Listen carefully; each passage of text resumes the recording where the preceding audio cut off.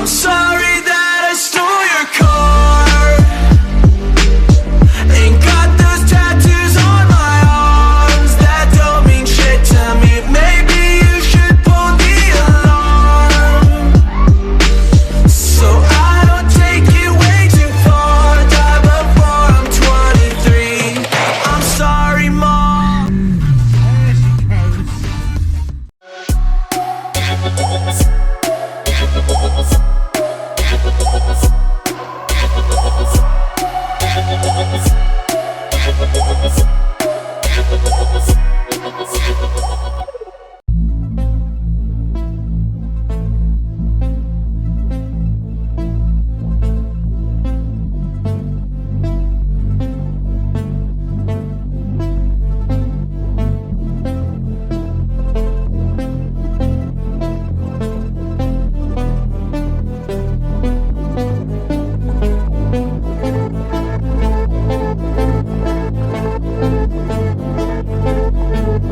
Hello there, ladies and gentlemen, my name is Owen and welcome to this new video here on Blurb. Well guys, I'm feeling much better, so thank you for asking. In my last video I sounded rather rough and I took Fumin and the Astra H out for a little drive. It's now come to the point where it's now Fumin's MOT tomorrow. So I'll give you a rundown of what we've done of recent and the things that I think it might fail on, or at least have an advisory on. So in the last couple of days I have been sorting out the interior, putting the interior back together, putting the pieces of plastic back in. Everything's now sort of tidy. I've got a hoover, so I need to vacuum the interior out and make that look clean before it goes in, because at the moment it's got stones and possibly screws all over the place. I need to take out the headrests, and the reason being is because, well, I'll show you. When I open the door of this entire seat I'm going to change, which will be the fourth seat I've put in this car, for obvious reasons. You know, that this seat's knackered really. You can feel the metal arm in here from me sitting in it. It's got peeling fabric here, and it's got a cigarette bloody burn there, but also this headrest is knackered. But I need to take the headrest out before it's MOT, because can't fail what isn't there, I suppose. So they need removing before the MOT. So the radiator's been done, that's holding, no problem. I've driven the Corsa plenty of times of recent, and the car drives completely fine. In fact, me and Sarah took it up Monera Mountain the other day, took some nice photos of it. Here are a few. And the car looks stunning. It looks de-chapped. I've had a mixed amount of opinions on having those stickers removed. Some people say it looks much cleaner than what it was, and some people miss it because they recognise the car for those stickers, and especially the ones on the windscreen. Now the windscreen might get addressed, we might put another one on there. I'm just in the moment trying to have a conversation with the rest of the admins at Slipstreamers for the new label, the new sticker. The wipers are good, so that shouldn't be a problem. The brakes are all perfect, they're so much better now. And all it was practically, I think, was more so just a kinked hose on the front and having it bled, because it might not have been bled properly when the axle was changed, hence why the brakes were never really great. So yeah, okay, I've spent a lot of money on the rest of the bits, but I suppose it's maintenance well spent. It's had a new master cylinder on it, it's had new brake shoes, it's had new pads on the front, it's had servicing in the rear drums, it's had new brake lines. It's all maintenance worthy really. It's worth doing, I suppose, because it make the car last longer. It's had some rust treatments underneath and on the front and on the back as well. Plus it's had that rust hole sorted, so I don't think it'll fail on that. So yeah, the only thing I can think of really is the passenger front tyre. I'm hoping it'll come up as advisory. The outside of the tyre's got plenty of tread, the middle part of the tyre's got plenty of tread, but the inner edge is worn. I'm hoping it comes up in his advisory that it is a fail, but if it is, I suppose it's a tyre that needs changing. It'll get changed anyway, so I'm not really bothered about that. I have the money to do that. if that is the case. We've got the top mounts, they click, they make noises, but they're there and they work, and they have been like that for the last year. And I know the car's only done 500 miles this year, but whatever, they're fine. It may come up as an advisory that I might need doing. There's an exhaust leak, but the exhaust is solid, it's not moving, it's not going anywhere.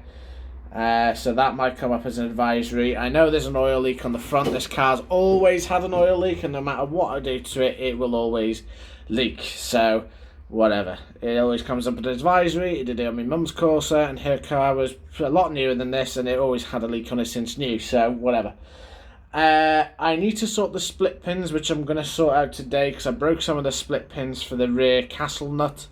So I bought a set of new ones. I'm not going to do that on this video. I don't think that's worthy of putting them on this video. But yeah, I've sorted the little bits out as well. I shall show you. So the front bumper it never used to sit right. So what I've done is I've used a drill, because this part of the bumper, for whatever reason, I suppose it's because it's an aftermarket bumper, wouldn't sit on the car right. So I've just screwed it down, so it's solid, it ain't going anywhere, and I've put more screws in on the side and underneath as well. That was a bit of a pain to do, but the rest of the bumper, it's tight, guys, it's tight. You know, that's a little bit loose, but nothing too significant. I put this on as well. The air filter's now back on. I've actually screwed it in place. That is not moving anytime soon. That's better. There you go, it did look a little funny. There we go. You still got, you know, I can still feel my fingers underneath there. They're not, yeah, whatever. I'll gloss over that. So that's fine, the bonnet sits fine. They may advise this, perhaps. We'll see. But with the new windscreen in, it's nice and clean, it's nice and clear. Yeah, there's no abnormal rackets or anything like that, and we'll start her up as well. Oops. Let's just open this window. Make life a little bit easier. I just need to get some interior plastics, really, to tidy the interior up a little bit. So let's just put the key in the ignition. Here we go. There we go.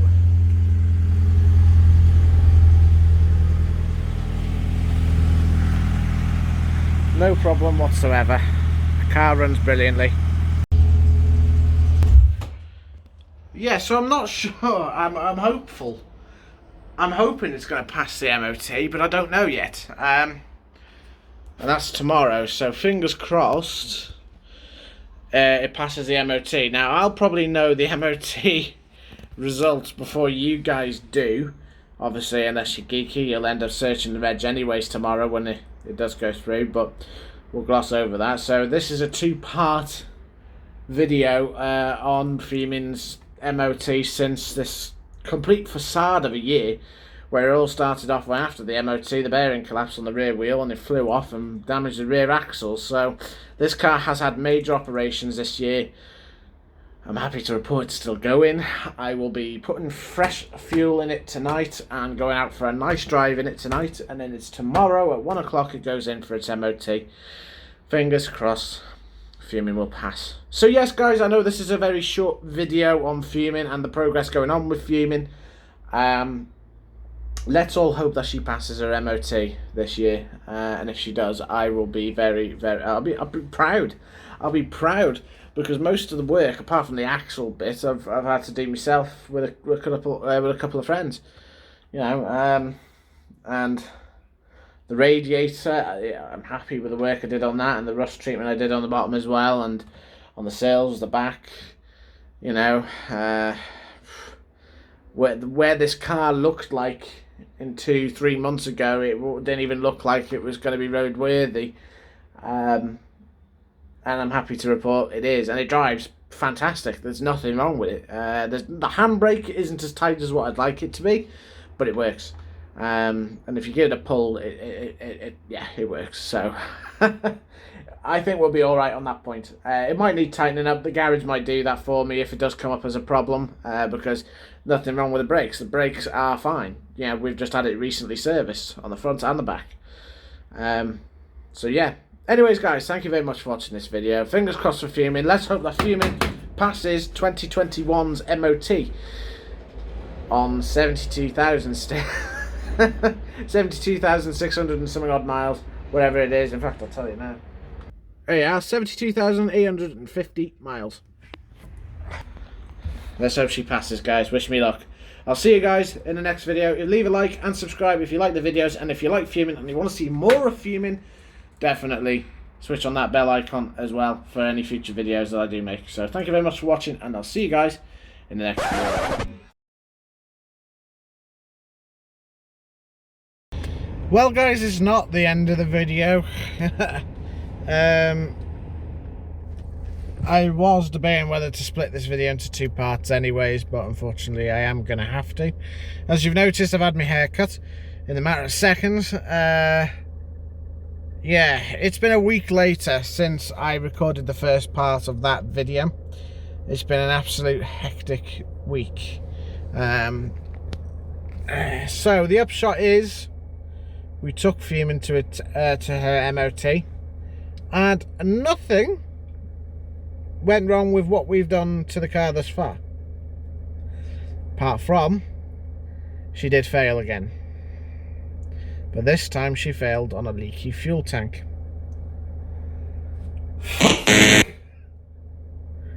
She failed on a leaky fuel tank which was underneath the offside strap.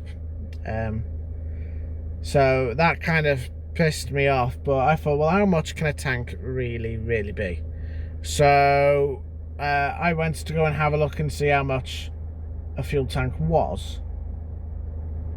118 quid was the cheapest new.